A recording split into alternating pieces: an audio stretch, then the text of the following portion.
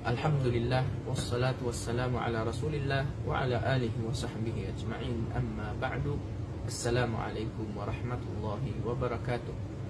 Mga minamahal kong kapatid sa pananampalatayang Islam, sinabi ni Ibnu Abbas, kalugdan nawa siya ni Allah subhanahu wa ta'ala, kana fihim amanan.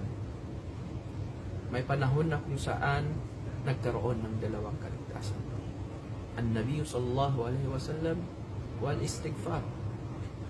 Sa panahon na kung saan, sa panahon na kung saan ay nabubuhay pa ang Propeta Muhammad sallallahu alaihi wasallam, at ang pangalawa ay ang paghingi ng kapatawaran kay Allah subhanahu wa ta'ala.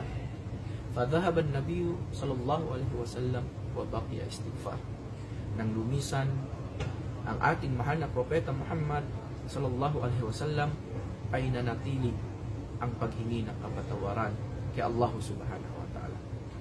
Kaya mga minamahal kong kapatid sa pananampalatayang Islam, panatilihin po natin, paramihin po natin ang paghingi ng kapatawaran kay Allah subhanahu wa ta'ala, sapagkat ito po ay nagsisilbing kaligtasan natin mula sa kaparusahan ni Allah subhanahu wa ta'ala sa mundo.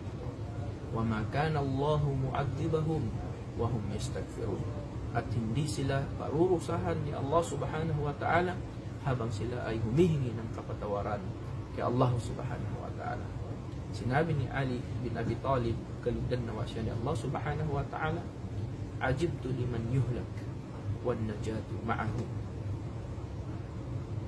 Ako ay nagtaka kung bakit nasawi ang isang tao, subalit ang kaligtasan ay nasa kanya.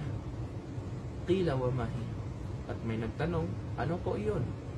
Sinabi ni Ali bin Abi Talib, al-istighfar, ang paghingi ng kapatawaran kay Allah subhanahu wa ta'ala.